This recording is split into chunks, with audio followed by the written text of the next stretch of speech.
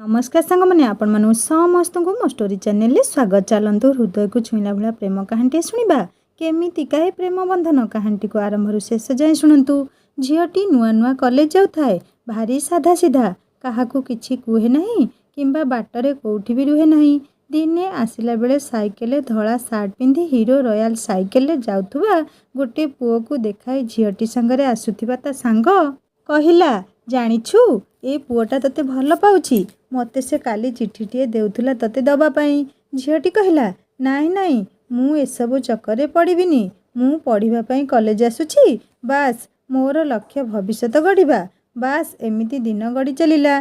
झीटी को लगिला सबुदिन तार जीवा आउ आसीबा बाटरे पुओटी छिड़ा होइथाए किंबा मन दुखरे कोठी बसी थाए कि खरा कि वर्षा झड़ हेले मध्य प्रतिदिन ताको अपेक्षा करिथाए। आउ दिने ता सांग कहिला जानिछु आज भी से मते तो कथा पचारुथिला आउ एक चिट्ठी भी देउथुला किंतु तू मना करुथुलो सेइथिबाई मु आनिली नाही किंतु से तोते बहुत भल पाउची देखुनु आमे गला आउ आसिला बेलकु केमिति पागणक भली अनेई बसुची।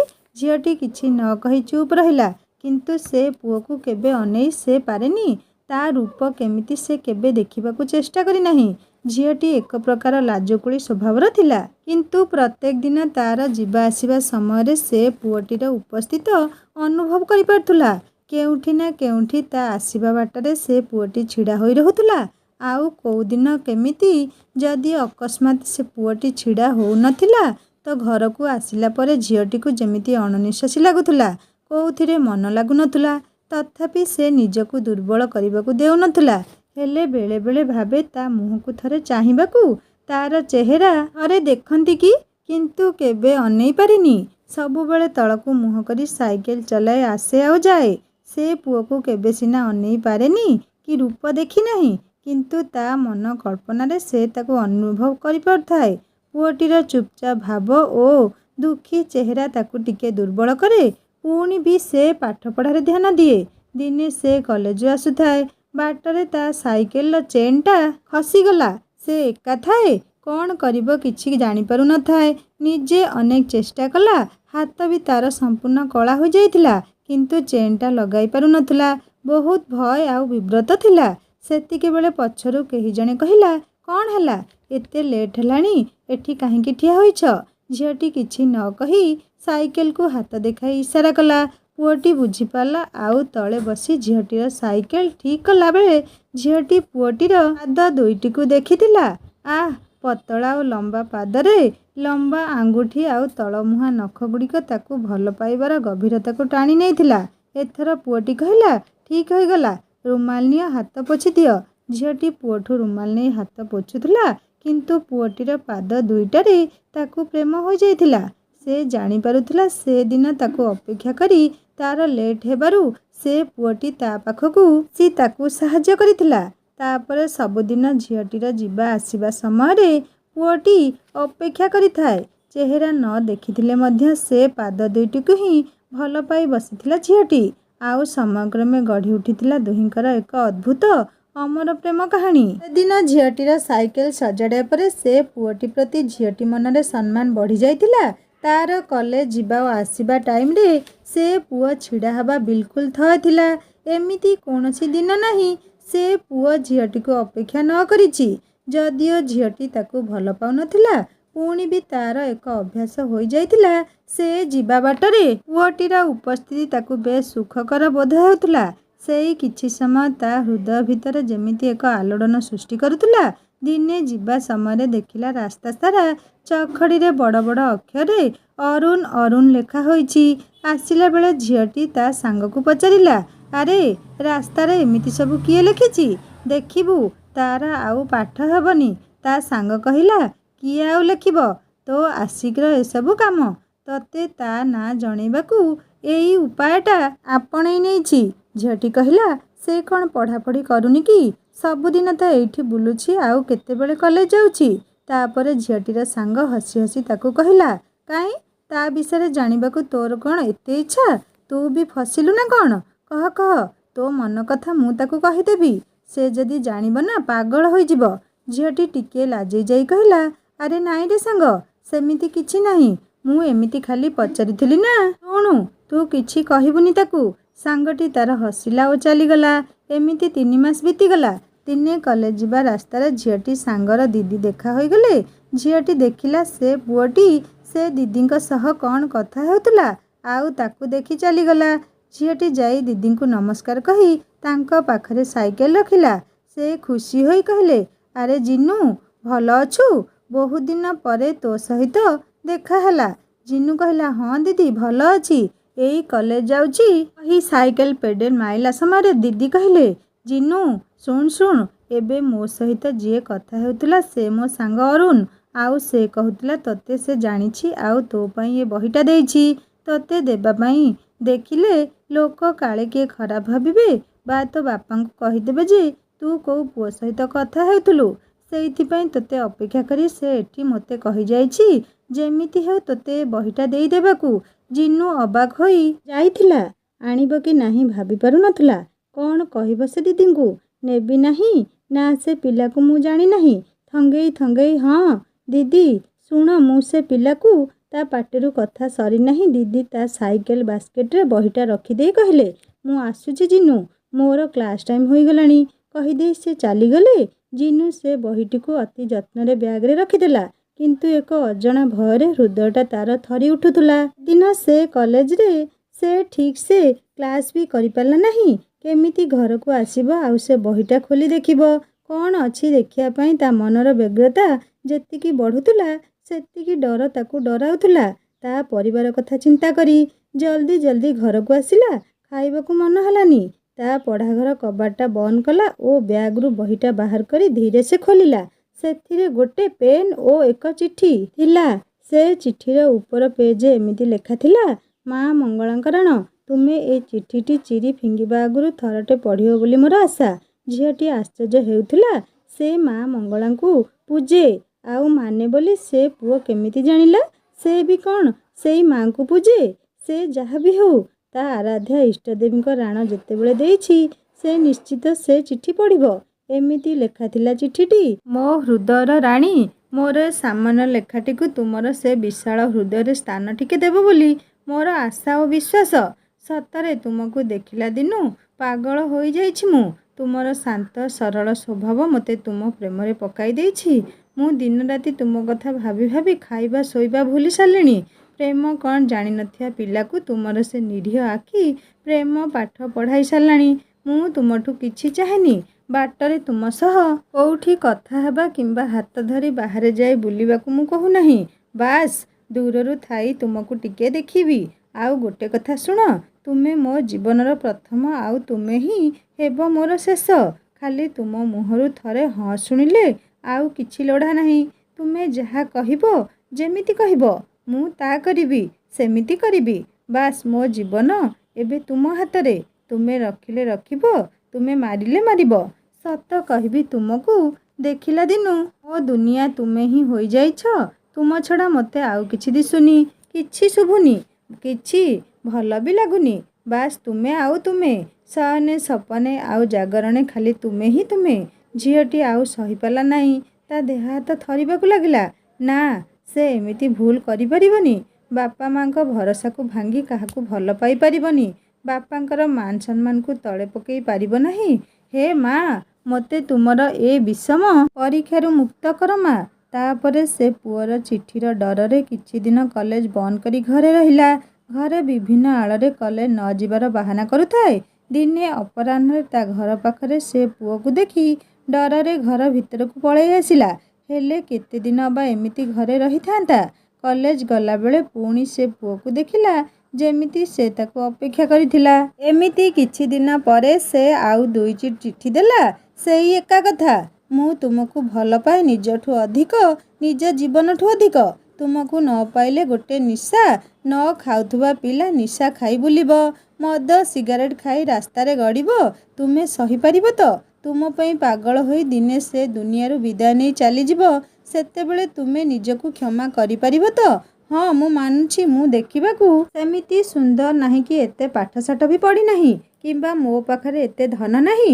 କିନ୍ତୁ ମୋତେ ବିଶ୍ୱାସ କର, ମୁଁ ତୁମର ପଦେ ହଁରେ ମୋ ଜୀବନକୁ ବଦଳେଇ ଦେବି। ଦିନେ ଯୋଗ୍ୟ ହୋଇ ତୁମ ସାମ୍ନାରେ ଛିଡ଼ା ହେବି। ଥରଟେ ମୋତେ ବିଶ୍ୱାସ କରିକି ତ ଦେଖ। ଥରଟେ ମୋତେ ଭଲ ପାଇକି ତ ଦେଖ। ଝିଅଟି ଏଥର ଭୟ ଆଉ ଚିନ୍ତାରେ ବୁଡ଼ିଯାଏ। ନା କାହାକୁ କହିପାରେ ନା ନିଜେ ସହିପାରେ। କିନ୍ତୁ ନା ସେ ପୁଅକୁ ଗାଳି କରିପାରେ, ନା ସେ ଦେଇଥିବା ଚିଠିକୁ ଫେରାଇ ପାରେ। ଦିନେ ସାହସ କରି ଏକ ଚିଠି ଲେଖେ। ମାଇ ଡିଅର ସୁଇଟ୍ ହାର୍ଟ, ମୁଁ କରିଥିବା ଭୁଲ ପାଇଁ ମୋତେ କ୍ଷମା କରିଦେବ। ମୁଁ ଜାଣି ଜାଣି ତୁମ ନରମ ହୃଦୟକୁ ଆଘାତ ଦେଇଛି। ମୋ ପାଇଁ ତୁମେ ତୁମ କଲେଜ ବନ୍ଦ କରିଛ। ମୋର ଏ ଭୁଲ ପାଇଁ ତୁମ ପଢ଼ାପଢ଼ିରେ ବହୁତ ବାଧା ଆସିଛି। ତୁମକୁ ଦେଇଥିବା କଷ୍ଟ ପାଇଁ ମୁଁ ଆଜି ଅନେକ ଅନୁତପ୍ତ। ପାରିବ ଯଦି ଏଇ ପାଗଳକୁ କ୍ଷମା କରିଦେବ। ଶୁଣ, କାଲିଠୁ ଆଉ କେବେ ବି ମୁଁ ତୁମ ସାମ୍ନାରେ ଆସିବି ନାହିଁ। କିନ୍ତୁ ହଁ, ଏ ଜୀବନ ଥିବା ଯାଏ କେବେ ବି ତୁମକୁ ଭୁଲି ପାରିବି ନାହିଁ, କିମ୍ବା ତୁମ ଛଡ଼ା କାହାକୁ କେବେ ଏ ହୃଦୟରେ ତୁମ ସ୍ଥାନ ଦେଇପାରିବି ନାହିଁ। ହଁ ଶୁଣ, ଏ ଜନ୍ମରେ ନହେଲେ ନାହିଁ ମୁଁ ଅପେକ୍ଷା କରିବି ତୁମକୁ 7 ଜନ୍ମ ଅବା ଜନ୍ମ ଜନ୍ମ ପାଇଁ। ତୁମେ ବହୁତ ସୁନ୍ଦର ଆଉ ବହୁତ ସରଳ। ଜୀବନରେ ତୁମ ଭଳି ଝିଅ ମୁଁ କେବେ ବି କେଉଁଠି ଦେଖିନଥିଲି। ତୁମେ ଯେଉଁଠି ବି ରୁହ, ଭଲରେ ରୁହ। ଈଶ୍ୱର ତୁମର ସବୁ ସ୍ୱପ୍ନକୁ ପୂରଣ କରନ୍ତୁ। ଆଉ ଶୁଣ, ଶେଷରେ ମୋର ଗୋଟେ ଅନୁରୋଧ। ଯଦି ମୋର ଏ ଚିଠିର ଉତ୍ତର ଦେବାକୁ ଚାହୁଁ ନଥାଅ, ତେବେ ଏକ ଛୋଟ କାମ କରିବ। କାଲି ତୁମେ କଲେଜ ଯିବାବେଳେ ମୋ ଉପରକୁ ଛେପ ପୁଳାଏ ପକାଇ ଚାଲିଯିବ। ବାସ୍ ସେତିକିରେ ମୁଁ ଆପେ ଆପେ ମୋ ଚିଠିର ଉତ୍ତର ପାଇଯିବି। ଆଉ ଗୋଟେ କଥା, ଯଦି ବା ତୁମକୁ ଚିଠି ଲେଖି ଆସୁନାହିଁ, ତେବେ ତୁମେ ଖାଲି ଆଇ ଲଭ୍ ୟୁ ଲେଖି ଦେଇଦେବ। ବାସ୍ ଏ ଦୁଇଟିରୁ ତୁମେ ଯେଉଁଟା ବି ଚୁଜ୍ କରିବ ସେଇଟା ତୁମ ଇଚ୍ଛା। କିନ୍ତୁ କାଲି ମୁଁ ତୁମକୁ ଅପେକ୍ଷା କରିବି। ମୋର ଆଶା ତୁମେ ଯାହା ବି କରିବ ଉଚିତ ହିଁ କରିବ। ହଁ ଶୁଣ, ମୋ ଡରରେ ଆଉ କଲେଜ ବନ୍ଦ କରିବନି। ତୁମକୁ ମୋ ରାଣ। ଇତି କେହି ଗୋଟେ ପାଗଳ। ଗୋଟାଏ ନିଶ୍ୱାସରେ ଚିଠିଟା ପଢ଼ି ସାରି ଥମ୍ କରି ବସି ପଡ଼ିଲା ଝିଅଟି। ମୁଣ୍ଡଟା ତାର ଝାଇଁ ଝାଇଁ ହୋଇଯାଉଥିଲା। କ'ଣ କରିବ, କି ନିଷ୍ପତ୍ତି ସେ ନେବ କିଛି ବୁଝିପାରୁନଥିଲା। ଯେହେତୁ ଝିଅଟି ଟିକେ ଇମୋସନାଲ ସ୍ୱଭାବର ଥିଲା, ସେ ପୁଅଟିର ମନରେ କଷ୍ଟ ଦେଇ ତା ମୁହଁକୁ ଛେପ ପକାଇବାକୁ ଚାହୁଁନଥିଲା। ଏପଟେ ବାପା ମା ଓ ପରିବାର କଥା ଭାବୁଥିଲା। ତା ପାଇଁ ବାପାଙ୍କ ସମ୍ମାନରେ କୌଣସି ଆଞ୍ଚ ଆସୁ, ସେଇଟା ବି ତାକୁ ବରଦାସ୍ତ ନଥିଲା। କାହିଁକି ନା ତାଙ୍କ ପରିବାରରେ ସେ ଥିଲା ବଡ଼ ଝିଅ। ତା ତଳେ ତାର ଛୋଟ ଛୋଟ ଭାଇ ଭଉଣୀ। ତାଠୁ ସେମାନେ କ'ଣ ଶିଖିବେ? ଏମିତି ଅନେକ ଅଡ଼ୁଆ ଭାବନା ତାକୁ ବିବ୍ରତ କରି ପକାଉଥିଲା। ପୁଣି ବି ସେ ଅନେକ ଚିନ୍ତା କଲା ଓ ଧୈର୍ଯ୍ୟ ଧରି କାଲି ସକାଳର ଅପେକ୍ଷାରେ ରାତିଟା ପୁହାଇ ଦେଲା। ସକାଳ ହେଲା। ସବୁଦିନ ଭଳି ସେ କଲେଜ ବାହାରିଲା। ଭାରି ସତେଜ ଲାଗୁଥିଲା। ତା ମୁହଁରେ ଯେମିତି କୌଣସି ସମସ୍ୟାର ଚିହ୍ନ ବର୍ଣ୍ଣ ନଥିଲା। ହୃଦୟର ଆବେଗକୁ ହୃଦୟରେ ଚାପି ସାଇକେଲ ଧରିଲା। ନିଜକୁ ଦୃଢ଼ କରି ଆଗେଇ ଚାଲିଲା। ଯେତିକି ଯେତିକି ପୁଅଟିର ଅପେକ୍ଷାର ସ୍ଥାନ ପାଖେଇ ଆସୁଥିଲା, ସେତିକି ସେତିକି ତା ହୃଦୟ ସ୍ପନ୍ଦନ ତୀବ୍ର ହେଉଥିଲା। 5 ମାସ ଭିତରେ ପୁଅଟିର ମୁହଁକୁ କେବେ ଚାହିଁ ନଥିଲା, କିମ୍ବା ତା ଚେହେରା କେମିତି କେବେ ଦେଖିବାକୁ ଚେଷ୍ଟା କରିନାହିଁ। ବାସ୍ ସାଇଡ଼ରେ ଆସିଲା ବେଳେ ନିଶ୍ଚିତ ତାକୁ ଫିଲ୍ କରିଛି। ତାର ଏକ ଚେହେରା ତା ମନ ଆଇନାରେ ଆଙ୍କି ହୋଇଯାଇଛି। ଆଉ ହଁ, ସେଦିନ ତା ସାଇକେଲ ସଜାଡ଼ିବା ସମୟରେ ସେ ପୁଅର ପାଦ ଦୁଇଟା ତାକୁ କାହିଁ ବହୁତ ସୁନ୍ଦର ଲାଗିଥିଲା, ଯାହାକି ତା ହୃଦୟ ମନ୍ଦିରରେ ଛାପି ହୋଇ ରହିଯାଇଥିଲା। ଏ କ'ଣ ସତରେ ପୁଅଟି କହିଥିବା ସେ ନିର୍ଦ୍ଦିଷ୍ଟ ସ୍ଥାନରେ ସେ ଛିଡ଼ା ହୋଇଥିଲା? ଝିଅଟି ସାଇକେଲ ବ୍ରେକ୍ ମାରିଲା। ଛେପ ପକାଇବାକୁ ଯାଉଥିଲା। ପୁଣି କ'ଣ ଭାବିଲା କେଜାଣି, ବ୍ୟାଗରୁ ଏକ ପେପର ଟୁକୁଡ଼ା ବାହାର କଲା ଓ ଆଇ ଲଭ୍ ୟୁ ଲେଖି ପକାଇ ଦେଇ ଚାଲିଗଲା। ଭୁଲ କଲା କି ଠିକ୍ କଲା ସେ ଜାଣିପାରୁନଥିଲା। କିନ୍ତୁ ପୁଅଟିର ହତାଶ ଭରା ଚେହେରା ଓ 5 ମାସ ଧରି ତା ପାଇଁ ତଡ଼ପୁଥିବା ଆକୁଳ ନିବେଦନର ବ୍ୟାକୁଳ ମନଟିକୁ ଏମିତି ଭାଙ୍ଗି ଦେବାକୁ ତା ବିବେକ ବୋଧେ ତାକୁ ବାଧା ଦେଲା। ସେଇଥିପାଇଁ ସେ ସବୁକୁ ପଛରେ ପକାଇ ଏକ ନୂଆ ଦୁନିଆରେ ପାଦ ପକାଇଲା। ଅପେକ୍ଷାକୁ ପ୍ରାପ୍ତିରେ ସରଗର ଚାନ୍ଦକୁ ହାତ ମୁଠାରେ ପାଇ ପୁଅଟି ଯେମିତି ଜୀବନର ପୂର୍ଣ୍ଣତା ପ୍ରାପ୍ତ କରିଥିଲା। ଭବିଷ୍ୟତର ରଙ୍ଗୀନ ସ୍ୱପ୍ନକୁ ପୂରଣ କରିବା ପାଇଁ ସେ ନିଜକୁ ତିଆରି କରୁଥିଲା। ଆଉ ସେପଟେ ଝିଅଟି ଏକ ଭୟ ମିଶ୍ରିତ ଅଜଣା ଆଶଙ୍କାରେ ବିଚଳିତ ଥିଲା। ଭୁଲ ଠିକ୍ର ହିସାବ ଭିତରେ ସେ ତା ପରିବାର ମାନ ମର୍ଯ୍ୟାଦାର ସମୀକ୍ଷାରେ ନିଜକୁ ତଉଲୁଥିଲା। ଏମିତି କିଛି ଦିନ ବିତି ଚାଲିଥିଲା। ଦୁଇ ପ୍ରେମ ପକ୍ଷୀଙ୍କର ବିଲକୁଲ ଏକ ନିଆରା ପ୍ରେମ ଥିଲା। ଜଣେ ଦୂରରୁ ଦେଖି ଖୁସି ହେଉଥିଲା ତ ଆଉ ଜଣେ ବିନା ଚେହେରା ଦେଖି ବାସ୍ ଉପସ୍ଥିତିରେ ନିଜର ପ୍ରେମକୁ ଅନୁଭବ କରିପାରୁଥିଲା। କିଛି ଦିନ ଏମିତି ବିତିଗଲା। ଠିକ୍ ଏଇ କାର୍ତ୍ତିକ ପୂର୍ଣ୍ଣିମାର ପୂର୍ବଦିନ ସନ୍ଧ୍ୟାରେ କାଲି ପାଇଁ ଡଙ୍ଗା ତିଆରି କରିବାରେ ବ୍ୟସ୍ତ ଥାଏ ଝିଅଟି। କଦଳୀ ଗଛର ବାହୁଙ୍ଗାରେ ବିଭିନ୍ନ ଚିତ୍ର ଆଙ୍କି ଡଙ୍ଗା ବନେଇବାରେ ମଜି ଯାଇଥାଏ। ସେତିକିବେଳେ ତା ସାଙ୍ଗ ଡଙ୍ଗା ନେବା ବାହାନାରେ ଆସି ତା ହାତକୁ ଗୋଟେ କାଗଜ ଗୁଞ୍ଜି ଦେଇ କହିଲା, ଅରୁଣ ଦେଇଛି। ଝିଅଟି ଚାରିପଟକୁ ଅନେଇ ଚିଠିଟି ଧରି ବାଡ଼ି ପଛପଟକୁ ଦୌଡ଼ିଗଲା। ଏପଟ ସେପଟକୁ ଦେଖି ଡରି ଡରି ଚିଠିଟି ପଢ଼ିଲା। ପୁଅଟି ଏମିତି ଲେଖିଥିଲା, ମୋ ଜୀବନ ଧନ, ତୁମେ ମୋର ଜୀବନକୁ ଏମିତି ଅକ୍ତିଆର କରିଛ ଯେ ତୁମ ଭାବନା ବିନା ମୋ ନିଶ୍ୱାସ ଚାଲୁନାହିଁ। ତୁମେ ସତରେ କି ଯାଦୁ କରିଛ କେଜାଣି? ମୁଁ ଆଉ ମୋର ହୋଇନାହିଁ। ଏମିତିକି ମୋ ନିଶ୍ୱାସ ପ୍ରଶ୍ୱାସ ବି ତୁମ ପ୍ରେମ ବନ୍ଧନରେ ଆବଦ୍ଧ ହୋଇ ହୋଇ ଗଲାଣି। ତୁମକୁ ପାଇବାକୁ ହେଲେ ମୋତେ ଏବେ ଛାତିରେ ପଥର ରଖି ତୁମଠୁ ଦୂରକୁ ଯିବାକୁ ପଡ଼ିବ। କାହିଁକି ଜାଣିଛ? ତୁମ ଆଗରେ ଆଉ ତୁମ ପରିବାର ସାମ୍ନାରେ ନିଜକୁ ଯୋଗ୍ୟ କରିବାକୁ ମୋତେ ରୋଜଗାର କରିବାକୁ ହେବ। ତାପରେ ଯାଇ ଦୁନିଆ ଆଖିରେ ତୁମ ହାତ ମାଗିବାର ସକ୍ଷମ ହେବି। କାହିଁକି ନା ଏ ସ୍ୱାର୍ଥପର ଦୁନିଆରେ ରୋଜଗାର ନଥିଲେ କେହି ନୁହେଁ କାହାର। ସେଇଥିପାଇଁ ମୁଁ ଏ ନିଷ୍ପତ୍ତି ନେଇଛି। ମୋତେ ବିଦାୟ ଦିଅ। ଆଉ ମନେ ରଖ, ମୁଁ ଆସିବା ଯାଏଁ ତୁମେ ମୋତେ ଅପେକ୍ଷା କରିବ। କେବେ ଆସିବି କହିପାରିବିନି, କିନ୍ତୁ ହଁ, ନିଶ୍ଚିତ ଫେରିବି। ତୁମେ କିନ୍ତୁ ଅପେକ୍ଷା କରିଥିବ। ଆଉ ଶୁଣ, ସବୁଠୁ ଗୁରୁତ୍ୱପୂର୍ଣ୍ଣ କଥା ହେଲା, ତୁମର ସେ ଦେହ, ମନ ଓ ଶରୀର କେବଳ ମୋର ଆଉ ମୋର। ସେଥିରେ ତୁମର କୌଣସି ଅଧିକାର ନାହିଁ। ଆଉ ମୋ ବିନା ଅନୁମତିରେ ତୁମେ କାହାକୁ ଦେଇପାରିବ ନା ନିଜେ ବ୍ୟବହାର କରିପାରିବ। ବାସ୍, ସେ ସବୁ କେବଳ ମୋର ଆଉ ମୋର। ତୁମେ ଖାଲି ମୋତେ ଅପେକ୍ଷା କରିଥିବ। ଚିଠିଟି ଆଉ ପଢ଼ିପାରିଲା ନାହିଁ ଝିଅଟି। କାନ୍ଦି କାନ୍ଦି ଲୋଟି ପଡ଼ିଲା ତଳେ। ଆଖିର ଧାର ଧାର ଲୁହଗୁଡ଼ା ତା ଓଠକୁ ଛୁଇଁ ପାଟିରେ ଝରି ଯାଉଥିଲା। ସେ ପ୍ରଥମ ଥର ଅନୁଭବ କରିପାରୁଥିଲା ପୁଅଟି ପ୍ରତି ତା ହୃଦୟରେ ଲୁଚି ରହିଥିବା ନିଃସୁପ୍ତ ଭଲ ପାଇବା।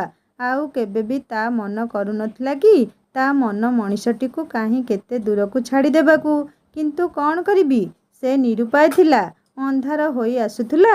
ସେତିକିବେଳେ ମା ଡାକ ଦେଲେ, ଆଲୋ ମା ଜିନୁ, ଡଙ୍ଗା ତିଆରି ଅଧା ଛାଡ଼ି କୁଆଡ଼େ ଗଲୁ? ମା'ର ଡାକରେ ପ୍ରକୃତିସ୍ଥ ହୋଇ ଆଖିରୁ ଲୁହ ପୋଛି ପକାଇଲା ଝିଅଟି। ହଁ ମା, ଆସୁଛି କହି ଆସୁଥିଲା ସିନା, ହେଲେ ତା ଅଜାଣତେ ଆଖିରୁ ସେ ଅମାନିଆ ଲୁହଗୁଡ଼ା ତା ଚିବୁକ ଛୁଇଁ ଯାଉଥିଲା। ଆଉ ଅପେକ୍ଷା କରିବାର ପ୍ରତିଶ୍ରୁତିରେ ନିଜକୁ ପ୍ରବୋଧନା ଦେଉଥିଲା।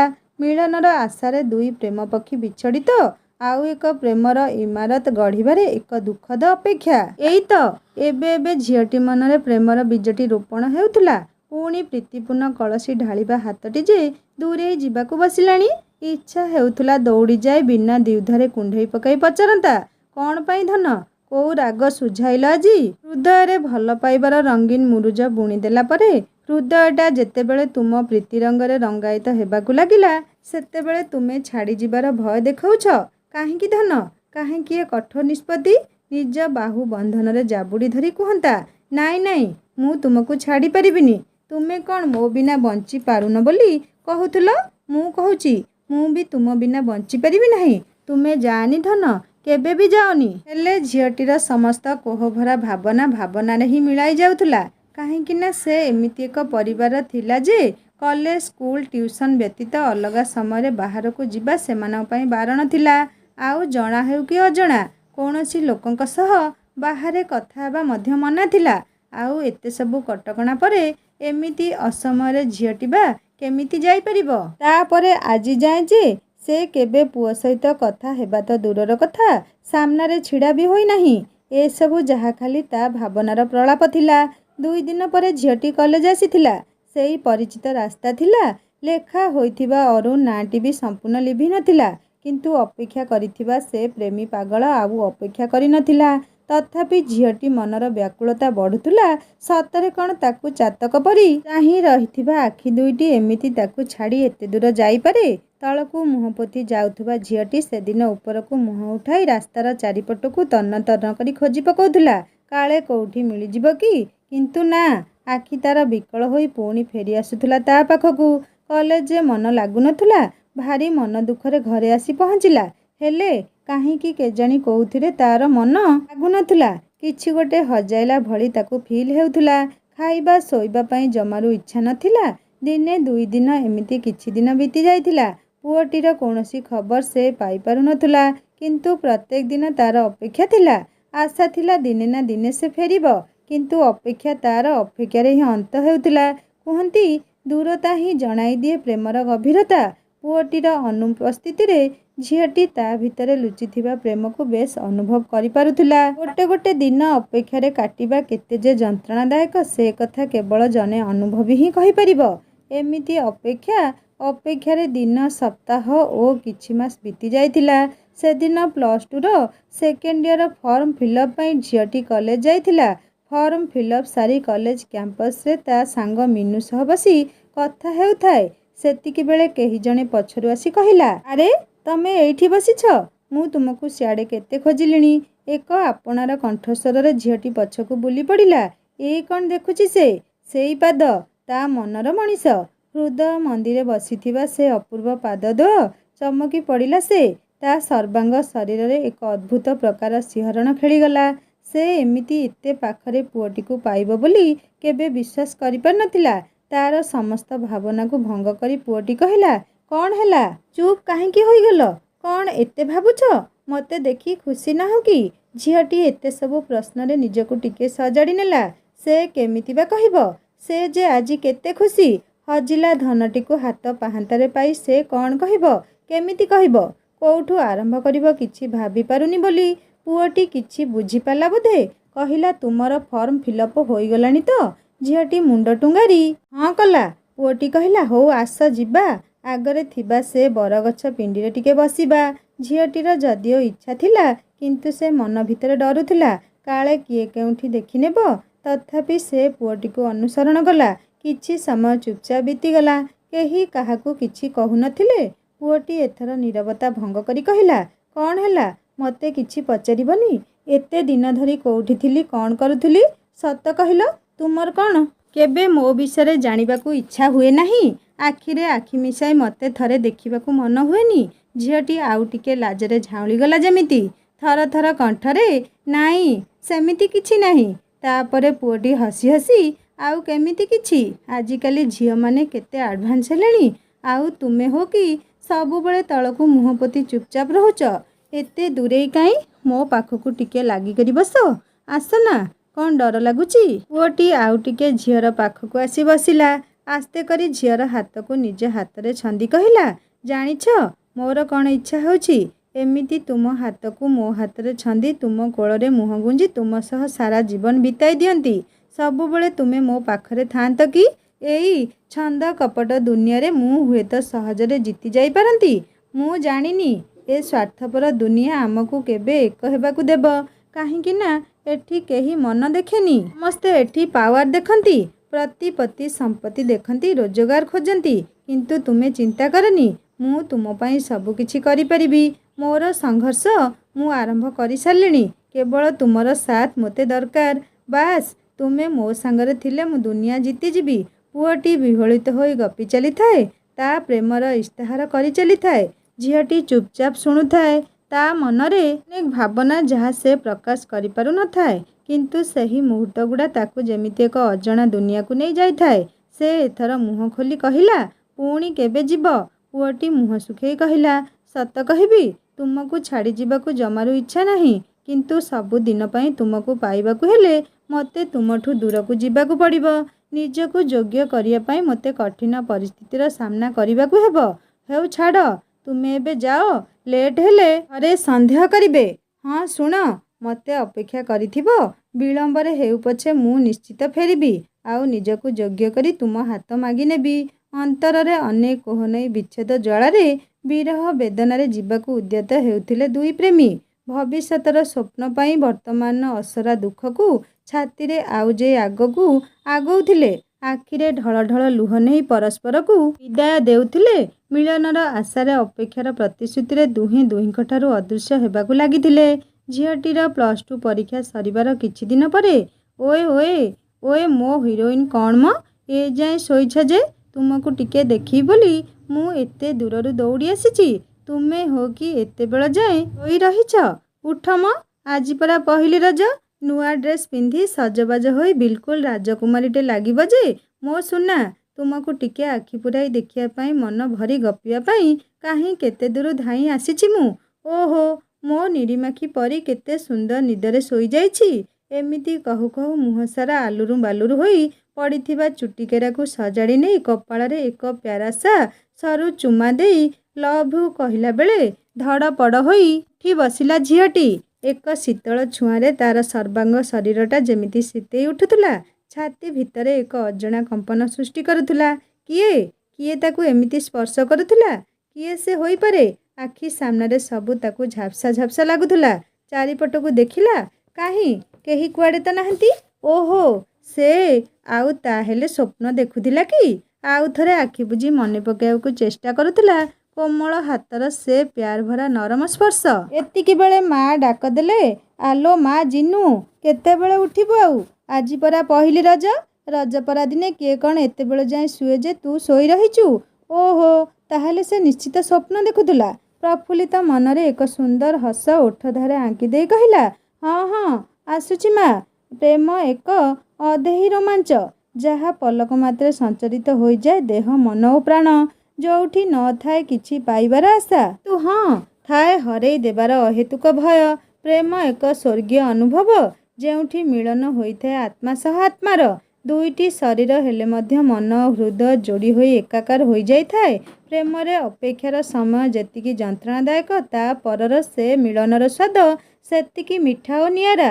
ନା ସେ ମୁହୂର୍ତ୍ତଗୁଡ଼ିକୁ ଭୁଲି ହୁଏ, ନା ଭୁଲାଇ ହୁଏ। ଅପାସରା ଦିନର ଅଭୁଲା ସେ ସ୍ମୃତି ଛିଟା ମନର ମାନସପଟରେ ଲେଖି ହୋଇ ରହିଯାଏ ଚିରଦିନ ପାଇଁ। ସ୍ମୃତିର ପାଣ୍ଡୁଲିପିରେ ଅଲିଭା ପୃଷ୍ଠାଟିଏ ଛାପି ହୋଇ ରହିଯାଏ ଜୀବନଟା ଜିଇଥିବା ଯାଏ। ଜଲ୍ଦି ଜଲ୍ଦି ଉଠିପଡ଼ି ନିତ୍ୟକର୍ମ ସାରିଦେଲା ଝିଅଟି। ସଜବାଜ ହୋଇ ନୂଆ ଡ୍ରେସ୍ ପିନ୍ଧି ସତେକି ରାଜକୁମାରୀଟି ଲାଗୁଥିଲା। ଏତିକିବେଳେ ତାର ସାଙ୍ଗ ମିନୁ ଆସି ପହଞ୍ଚିଲା। କହିଲା, କ'ଣ ହିରୋଇନ୍, ଏକା ଏକା ରଜ ପାଳୁଛୁ? ନାହିଁ, ମୋତେ ଟିକେ ବି ମନେ ପକେଇନୁ ତ? ନାଇଁ। ଝିଅଟି ହସିଦେଇ କହିଲା, ହଁ ଲୋ, ତୋତେ ତ ଏବେ ମନେ ପକଉଥିଲି। ଚାଲ ତୋର ମୋର ମିଶି ଖାଇବା। ମା ପିଠା ଓ ତରକାରୀ ଆଣିଦେଲେ। ଦୁଇ ସାଙ୍ଗ ଖୁସିରେ ଖାଇସାରିବା ପରେ ଟିକେ ବୁଲାବୁଲି କଲେ। ତାପରେ ମିନୁ କହିଲା, ତୁ ବି ଚାଲ ନା, ଆମ ଘର ଆଡ଼େ ବୁଲି ଆସିବୁ, ବହୁତ ମଜା ହେବ। ମା ଠାରୁ ଅନୁମତି ନେଇ ଜଲ୍ଦି ଆସିବାକୁ କହିଦେଇ ଦୁଇ ସାଙ୍ଗ ବୁଲି ବାହାରିଲେ। କିଛି ବାଟ ଯିବା ପରେ ଆଖି ଦୁଇ ଅଟକିଗଲା ତାର। ଏ କ'ଣ ଦେଖୁଛି ସେ? ସାମ୍ନାରେ ଯେ ତାର ସେ ବହୁ ପ୍ରତୀକ୍ଷିତ ଆଶାୟୀ ଆଖି ଦୁଇଟି। ସତେ ଯେମିତି ସେ ତାକୁ ହିଁ ଅପେକ୍ଷା କରି ରହିଥିଲା ସେଇ ନିର୍ଦ୍ଦିଷ୍ଟ ସ୍ଥାନରେ। ଅଜାଣତେ ପୁଅଟିର ଆଖିରେ ଆଖି ମିଶିଯିବା ପରେ ଝିଅଟିର ସର୍ବାଙ୍ଗ ଶରୀରରେ ଯେମିତି ଏକ ବିଦ୍ୟୁତର ଶିହରଣ ଖେଳିଗଲା। ହଠାତ୍ ତାର ହୃତ୍ସ୍ପନ୍ଦନଟା ତୀବ୍ର ହେଉଥିଲା। ସେ ଏମିତି ଅଚାନକ ପୁଅଟିକୁ ଦେଖିବ ବୋଲି କେବେ ଭାବି ନଥିଲା। ସରଗର ସୁଖଟା ଯେମିତି ତା ହାତ ମୁଠାରେ ଖସି ପଡ଼ିଥିଲା। ତେଣୁ ସେ ପୁଅଟିର ଆସିବାରେ ଯେତିକି ଖୁସିରେ ବିଭୋର ହେଉଥିଲା, ସେତିକି କେହି ଦେଖିଦେବାର ଭୟ ତାକୁ ଖାଇ ଗୋଡ଼ଉଥିଲା। ସେ ଯାହା ହେଉ ବି ସେଇ ଭୟ ମିଶ୍ରିତ ମୁହୂର୍ତ୍ତରେ ପୁଅଟି ତା ସାଇଡ୍କୁ ଆସି ଫିକ୍ କରି ହସିଦେଲା। ଆସ, ଆଗରେ ସେ ମନ୍ଦିର ବେଢ଼ାରେ ମୁଁ ଅପେକ୍ଷା କରିଛି। ଝିଅଟି ଆସୁ ଆସୁ ପୁଅଟି ହସି ହସି କହିଲା, ସେମିତି ଚଳିବନି, ମୋ ଗିଫ୍ଟ ମୋତେ ଦରକାର। ଏଥର ତୁମେ ଯାହା ବି ଭାବୁଛ ଭାବ, କିନ୍ତୁ ମୋର ଗିଫ୍ଟ ହିଁ ମୋତେ ଦରକାର। ଝିଅଟି ବିଚାରି କିଛି ବୁଝି ନପାରି ପ୍ରଶ୍ନ ଦୃଷ୍ଟିରେ ଚାହୁଁଥିଲା। ପୁଅଟି ଆଉ ସସ୍ପେନ୍ସ ନ ରଖି କହିଲା, ଆରେ କ'ଣ ଏତିକି ବୁଝିପାରୁନ ମ? +2 ଏତେ ଭଲ ରେଜଲ୍ଟ କଲ, ଆଉ ଫାର୍ଷ୍ଟ ଡିଭିଜନରେ ପାସ୍ କଲ, ଆଉ ମୋ ପାଉଣା ମୋତେ ମିଳିବନି ନା କ'ଣ? ଝିଅଟି ମୁଣ୍ଡ ହଲେଇ ଏକ ଲାଜମିଶା ନୀରବ ହସ ହସିଦେଲା। ଆଉ ଶୁଣ ମ, ମୁଁ ତ ଭାବିଥିଲି ତୁମ ସହ ଏଥର ଦେଖା ହୋଇ ପାରିବନି, କାହିଁକି ନା ତୁମ କଲେଜ ତ ଛୁଟି ଥିବ, ଆଉ ତୁମେ ଘରୁ ବାହାରିବାର କୌଣସି ସୁଯୋଗ ହିଁ ପାଇବ ନାହିଁ। ମୁଁ ଖାଲି ଯାଇକି ଯାହା ଖାଲି ନିରାଶ ହୋଇ ଫେରିବା ହିଁ ସାର ହେବ। କିନ୍ତୁ ଦେଖ କେମିତି ଏ ସଂଯୋଗ, ତୁମେ ଆସିବାକୁ ଆଉ ମୋ ସହ ଦେଖା ବି ହୋଇଗଲା। ଜାଣିଛ, ଆମ ଭଲ ପାଇବାରେ ନା ଭଗବାନଙ୍କ ଆଶୀର୍ବାଦ ଅଛି। ମୁଁ ଜାଣିଛି ଆମର ପ୍ରେମ ହେଉଛି ସେଇ ଉପରବାଲାର ବରଦାନ। ନା ତମେ କ'ଣ କହୁଛ? ଝିଅଟି ମନେ ମନେ ଭାବୁଥିଲା, ହଁ ଧନ, ସତରେ ତୁମେ ଠିକ୍ କହୁଛ। ଦେଖୁନ, ତୁମେ ଆସିଛ ବୋଲି କେମିତି ମୋତେ ସ୍ୱପ୍ନରେ ଦିଶିଯାଉଛି। କେତେ ପ୍ୟାର ସେ ମିଠା ବୋଳା କଥା ଆଉ ମଧୁର ସେ ଛୁଆଁରେ ମୋତେ ଉଠାଇବାକୁ ଚେଷ୍ଟା କରୁଛ। ଆଉ ଏସବୁ ସଂଯୋଗ ନୁହେଁ ତ ଆଉ କ'ଣ? ଝିଅଟିର ଭାବନା ତା ପ୍ରେମର ପାରାବାରକୁ ଛୁଇଁ ଯାଉଥିଲା, କିନ୍ତୁ ତା ମନର ଭାବନାକୁ ସେ ପରିପ୍ରକାଶ କରିପାରୁନଥିଲା। କାହିଁକି ନା ଲାଜପରା ତାର ସମଗ୍ର ଚତୁଃପାର୍ଶ୍ୱକୁ ଘେରି ରହିଥିଲା। ସେ ବା କ'ଣ କରିବ? ଝିଅଟିର ସମସ୍ତ ଭାବନାକୁ ଭଙ୍ଗ କରି ପୁଅଟି, ଆରେ ସବୁବେଳେ କ'ଣ ଏତେ ଭାବୁଛ? ମୋ ସହ ଟିକେ କଥା ହୁଅ। ଏତେ ଦିନ ପରେ ଦେଖା, ସେଥିରେ ପୁଣି ତୁମର ଏ ଚୁପଚାପ ଭାବ। ଯାଅ, ତୁମେ ଯଦି କିଛି ନ କହିବ ମୁଁ ବି କିଛି କହିବିନି। କ'ଣ କହୁଛ? ଝିଅଟି ବୁଝିପାରିଲା ସେ ଅଭିମାନ କଲେଣି। ଏଥର ତାକୁ କିଛି କହିବାକୁ ପଡ଼ିବ। ଟିକେ ହସ ଆଉ ଲାଜମିଶା ମୁହଁରେ ଝିଅଟି କହିଲା, ମୁଁ ନା ସ୍ୱପ୍ନ ଦେଖିଥିଲି କି ତୁମେ ଆଜି ଆସିଛ। ପୁଅଟି ଏଥର ଉତ୍କଣ୍ଠିତ ହୋଇ, ସତରେ ନା କ'ଣ? କୁହ ନା, ଆଉ କ'ଣ ସବୁ ଦେଖିଲ ମୋ ବିଷୟରେ? ଲାଜେଇ ଯାଇ ଝିଅଟି କହିଲା, ନାଇଁ ଏତିକି ଖାଲି ତୁମେ ଆସିଛ। ଯାହା ଦେଖିଥିଲା କହିବାକୁ ତାକୁ ବୋଧେ ଲାଜ ଲାଗୁଥିଲା। ସେଇଥିପାଇଁ ସେ ଆଉ କିଛି କହିପାରିଲା ନାହିଁ। ପୁଅଟି ବହୁତ ଖୁସି ଲାଗୁଥିଲା, କାହିଁକିନା ସେ ଝିଅଟି ମୁହଁରୁ କଥା ଶୁଣିବାକୁ ଚାହୁଁଥିଲା। ତାକୁ ଆକ୍ଟିଭ୍ କରାଇବା ପାଇଁ ତା'ର ଇଚ୍ଛା ଥିଲା। କିନ୍ତୁ ଝିଅଟି ଭାରି ସରଳ ଓ ଲାଜକୁଳି ସ୍ୱଭାବର ଥିଲା। ଆଉ ସେଇ ସ୍ୱଭାବ ପାଇଁ ହିଁ ପୁଅଟି ତାକୁ ପାଗଳଙ୍କ ଭଳି ଭଲ ପାଉଥିଲା। ଆଉ ତାକୁ ହିଁ ପାଇବା ପାଇଁ ସେ ତା'ର କ୍ୟାରିୟର, ପରିବାର ଭଲ ପାଇବାଠୁ ଦୂରେଇ ଯାଇଥିଲା ଅନେକ ଦୂର। ନିଜ ଗୋଡ଼ରେ ଛିଡ଼ା ହେବାକୁ ଦିନରାତି ଏକ କରିଦେଇଥିଲା। ଦୁହେଁ ସେଦିନ କିଛି ସମୟ ଏକାଠି ପ୍ରେମର ଫଲ୍ଗୁରେ ଭାସି ଯିବା ପରେ ଭବିଷ୍ୟତ ଆଶାରେ ପୁଣି ଦୂରତାର ପଥରକୁ ଛାତି ପରେ ଲଦି ଅଲଗା ହୋଇଯାଇଥିଲେ। ଅସରନ୍ତି କୋହକୁ ଅନ୍ତରରେ ଚାପି ପରସ୍ପରକୁ ବିଦାୟ ଦେଇଥିଲେ। ସାଙ୍ଗମାନେ, ଏହି ଦୁଇ ପ୍ରେମ ପକ୍ଷୀଙ୍କ ଜୀବନରେ କ'ଣ ଘଟିବ ତାହା ଜାଣିବା ଦ୍ୱିତୀୟ ଭାଗରେ। ଏହି ଭାଗଟି କେମିତି ଲାଗିଲା ମୋତେ ନିଶ୍ଚୟ କମେଣ୍ଟ କରି ଜଣାଇବେ। ଆଉ ଯଦି ଭଲ ଲାଗିଥାଏ ଲାଇକ୍ ଟିକେ କରିବେ, ସାଙ୍ଗମାନଙ୍କ ସହିତ ସେୟାର କରିବେ। ଆଉ ଯଦି ମୋ ଚ୍ୟାନେଲରେ ନୂଆ ଅଛନ୍ତି ତାହେଲେ ସବସ୍କ୍ରାଇବ୍ କରି ବେଲ୍ ଆଇକନ୍ ଦବାଇ ଦେବେ।